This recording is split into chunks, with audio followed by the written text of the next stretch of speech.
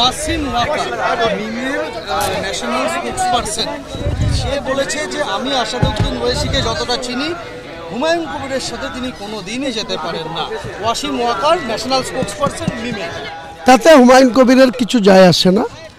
ওনাদের কোনো লোক আমার সঙ্গে নিজে যোগাযোগ করেছে, সময় সেটা কথা বলবে যে তিনি কত বড় স্পোকসপারসন, তিনার কথাই শেষ কথা না তিনাদের আর অন্যান্য যে নেতৃত্বে আছে তাদের শেষ কথা। আমাকে অলরেডি ওয়েস্ট বেঙ্গলে যারা ওদের দলের দায়িত্বে আছে তারা এবং ওয়াইসির খুব নিকট কাছের লোকরা আমার সঙ্গে যোগাযোগ করেছে, বলেছে সময় আসলেই হবে, আমার কিছু যায় আসে না। ইশারাতে এসব করছেন সেটা নাকি তারা ভালোই জানেন।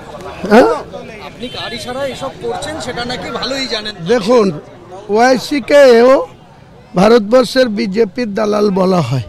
হায়দ্রাবাদে আপনি খোঁজ নেবেন, অনেকেই বলে এখানে যে নওশাদ আইএসএফ তাকেও অনেক কথা বলা হয়। রাজনীতিতে পক্ষ বিপক্ষ থাকবে, সমালোচনা থাকবে, কে কার সঙ্গে থাকবে সেটা সময় কথা বলবে। উনি যদি বাংলায় রাজনীতি করতে আসেন তাহলে হুমায়ুন কবিরকে তার প্রয়োজন হবে, হুমায়ুন কবিরের তাকে প্রয়োজন নেই, এটুকু আপনাকে আমি বলে দিলাম।